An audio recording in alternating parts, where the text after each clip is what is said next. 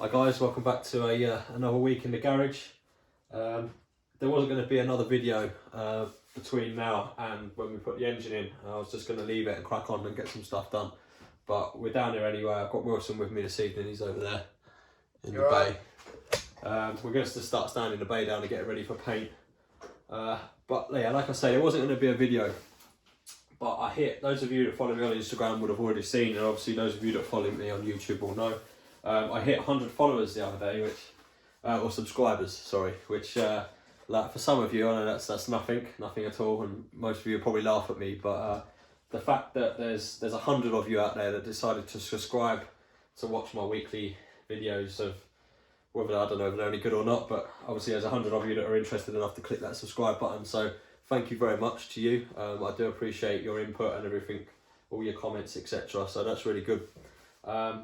Going forward, this evening I'm going to show you, I did a little, I think in my second video or third video, we very quickly glossed over the fuel system. So this evening I was going to give you guys a bit more in-depth look at that, because it is proper overkill, in all fairness. It's like massively over-engineered, then it'll be able to support more fuel than I can put power in the car. So we'll go over that in a minute. And Wilson's over there, he's going to sand away on the bay for a bit. Dino will be down there a bit later on to give us a hand. And we'll crack on. But for now, I'll turn my camera around, I'll show you the fuel system. Which, yeah, so we glossed over this a little bit before. It's a little bit messy in here, you have to excuse the mess, I need to get the hoover in there. But as you can see, there's a lot of pipe work in there, and there's a lot of stuff going on. So let's explain this. A few you guys that are more used to this stuff probably already know. You might be looking at it thinking, what the fuck is that, and why is he wasting time and money? But I bought the fuel system all in bits. Obviously it's all self-fabricated, and I designed it so that it will support more power than I'll ever really need. So it doesn't matter what way I go with the engine, whether we keep it naturally aspirated, whether we go turbo, whether we go 2.1 overbore, whether we go 3 litre V6, whatever we decide to do any time down the future, this fuel system will support.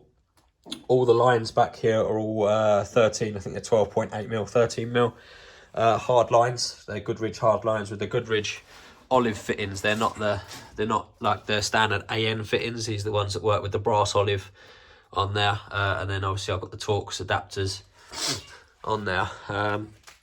But quite simply, it's a fairly standard setup. It's just kind of laid out in a strange arrangement. So obviously I've got the window neck filler there. Nothing on these yet. I did buy these hose clamps for it, but they're the wrong size, so I need to buy some more of those to get that on. But I've got the window filler on there. These are the two return lines into the tank there. Probably only, to be honest, only really needed one return line, but I had the two there, and I had a spare pot a spare outlet on the swirl pot here, and a spare inlet on the top of the tank. So I put the two returns in anyway. There's the outlet to the tank down here. That's that fit in there, which is actually, it's been leaking a little bit over since it's been standing. So I need to clean it out and work out what's gone on there. But so this comes out, and I've got out of the bottom of the tank there into this facet gold flow lift pump, or like a lot of people use these for when you're running carburetors, etc. And that is simply a lift pump to pump fuel into the swirl pot over here, which I think holds 1.5 litres in the swirl pot. So, but basically, yeah. So that lifts the pump out of the tank into the swirl pot here. And then out of the swirl pot, obviously you've got the two returns going back into the tank. But then you've also got the flow and return for the main system. This is the flow here, comes out and round, and then drops into this Cytec fuel pump here, which I think is their equivalent of the Bosch 044. And then there's an Epman racing filter on there for a obviously fuel filter. So just wind this out, change the gauze when you need to. The only thing I really need to sort out up here is this bit of rubber hose. Was a very temporary measure. Obviously you can see it's got normal Jubilees on there, which is a big no-no when it comes to fuel hose, because it causes them to rupture over time when it gets brittle. So I need to change that at some point. And then from the filter there It goes into these two bulkhead fittings just on there that I've used the old seat rail support. Obviously you can see we've got the bulkhead fittings there to keep everything this side rigid. And then we've got two flexi lines. These are the poly Teflon inside. They're not neoprene because obviously they're inside the car. So I didn't want to use the rubber or the neoprene ones because they breathe fumes. So I've got the poly Teflon inside there. Again, I think it's the same stuff that Goodrich do. And then that drops into two smaller lines there, which I think are AN8 or AN6 maybe, I can't remember now off the top of my head, but they go all the way down to the bay at the front there, flow and return. And then obviously the return just comes back. It's this one on the outside here, back round and into there. Obviously I could have made it all a little bit more compact if I'd used fittings and elbows everywhere, but the downside, I would have traded off space for performance. Obviously with it all being bent like this and smooth radius bends, it's going to flow an awful lot better. Very little restriction in the system at all. So yeah, that's the fuel system. Let me know what you think. Obviously, I mean, I'm under no impression that it's under-engineered. It's obviously massively over-engineered for what it is, and it'll do for more than what I need it to do. But it was a bit of fun making it. I'm quite impressed with it. Obviously, it all needs a bit of a polish up. Where the car's been standing, it's a bit dirty, but yeah, let us know what you think there. The only other thing that's going to happen back here in due course is obviously fuel tank in the boot, and I'm sitting now, is we're going to build a little firewall that's going to, the bottom of it will sit along here somewhere, and that will make its way up to here, roughly like that, and then we'll come off of there up to here. So that will all be firewalled in and sealed off just in case, because obviously with it being in the back as well. The other thing I'm possibly thinking of doing is I'm going to lose this strut brace and we'll probably put a welding brace across the two there. I'll probably even brace off the back of here maybe a little bit, just to maybe put a bit of protection in for in case someone, I don't know, rear ends me, ruptures the fuel tank and blows us all up. But that's the fuel system, and then we've got the battery tray in there. It's like the first thing made of metal I ever fabricated. It's terrible, but that's going to get changed for one of the Momatech aluminium battery trays. And the idea is, obviously I've got the fuel weight on this side, battery weight on that side, try and balance it out a little bit. Probably don't, obviously there's more fuel weight I would guess than battery weight, but yeah, that's that. So me and Wilson over there getting the sander out, going to crack on sanding this bay down. I might even try and carry on putting the chairs in a little bit because I brought the right bolts for this. So we'll crack on for the next couple of hours, and I'll catch you guys in a little bit when we've made some progress. So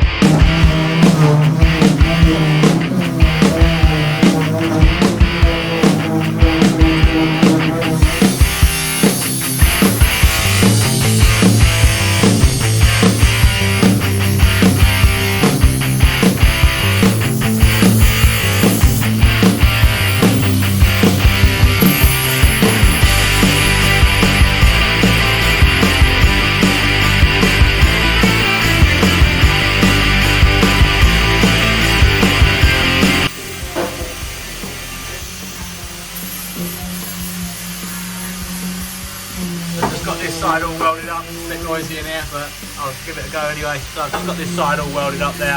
Still got to just do this bit round here. Dean's just cleaning up the other plate to go on now. So we've got two spacer plates here. Once this is all in place, we're going to cut and tap that hole. Take an M10, and these are only M6s, but we're going to cut that, take an M10 through there. Same on that side, and then do exactly the same on that side. And then we're just going to do some other little bits here where these two holes are, make up some strength on the plates and stuff on there.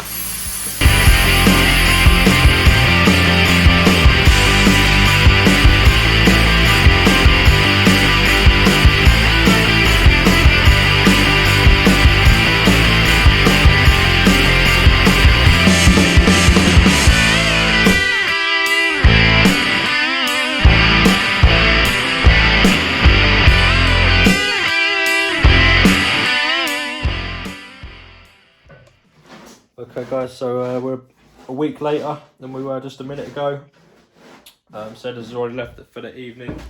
Dean's just down there chipping out. You can see we've taken one of the seats back out, chipping out the sound deadening that's left on the bottom there. Filled this entire box of it so far. I reckon probably about 2.5 kilos worth of weight saving, maybe 3 at a push out of there. And I've still got to do the boot, but to do that, I've got to take all that fuel system out I've just shown you, so might not bother with that for what it's worth. Anyway, we got the base sanded down and shot it up with a coat of red. I was using some rattle cans I brought off eBay that were sunburst red. I didn't realise quite how different it was going to be to the red on the outside of the car. So obviously, I mean, it looks orange. So what we're going to do with that is I've got up here, when I sprayed the car originally, I brought 5 litres. I only needed 2.5 for the car. I bought 5 litres of Tanzirot, so that I knew that if I ever had to do any extra spraying or anything like that, I knew I had spare paint that was an exact match. So I've dug that out. Unfortunately, I don't have a compressor at the moment because I managed to blow that up porting ahead. So I need to buy a new compressor some stage over Christmas, and after the new year, I'll look at spraying the bay with the gun compressor and the gun properly. I'll give it a nicer finish as well, to be honest. So it means that things get a bit slower, but spirit of the build this time around is we'll do it once, do it right. So it makes sense really just to leave this as it is for now. I'm going to start focusing on building the engine that's hiding under here. I'm going to start focusing on building that over the next few months. Well, say building it, stripping it right back to bare bones and building it back up. The other little thing I've done this tonight, just whilst I was waiting around for Dean and Tom to finish doing a few bits, is I made this little cover plate up there. We obviously originally had the, not sure where it is. Look at the state of the garage. Like, this is a mess. Like, terrible. I think I'm going to come up here next week and just have to tidy up instead. So yeah, next week. Obviously that's your original bonnet mounting catch plate that was there. I don't have a fan blower or anything in the car anymore. I took all the heater and everything out, so I've put that in on my bonnet. Some of you probably would have seen it, especially if you see me on Instagram. You'll see I've got a bonnet vent in the bonnet there. So that's going to channel a nice bit of cool air through into the cockpit if I need to. Obviously it's not great as a firewall, it's like 3 big holes in the firewall, but we'll worry about that if I ever need to. Maybe make up a plate if I've ever got to go through scrutineering or anything like that. I'll make up a separate plate. I can just put that one up and whip a sealed one on. But that's pretty much where we're at. Obviously, I'll show you, we've cleaned up the second side for the seat mounts down here. You see the 4 patches that Dean's cleaned up for us down there. Ready to weld in the bar like we've got on that side, and then the 2 supporting plates. What we've done here is because this is obviously fairly thin and I'm bolting through, we made some plates up out of a bit of like 8mm steel bar and welded captive nuts onto the back of them, and then we'll just slide that in there and put 2 plug welds in, top and bottom, to plug weld the supporting, and then these just bolt straight down in top, and that keeps it nice and sturdy then. So that's where we're at. I was like I said at the beginning, I wasn't going to do a video. I was just going to leave it until we got much further on. But again, if you're still watching, we're now over 100 subscribers. We're at 102 at the moment. So if that's one of you guys, thank you very much. If it's not one of you guys, click the button. I know it's not a lot. It's not 1,000. It's not 10,000. It's not 1,000,000. But like I said, to me, 100 of you that have subscribed to watch our shit fucking about in the garage, and Dean down there on his knees. It means a lot, you guys clicking the button and following and liking, and your comments are always good. Nice to see that you're enjoying it, your ideas and stuff. So let us know what you think as usual. If you haven't clicked subscribe, click the subscribe. And this time, I probably won't do another video now before Christmas, so I'm going away at the end of the week. So next time I see you, we'll hopefully be putting that and them back in now. So cheers guys, see you later.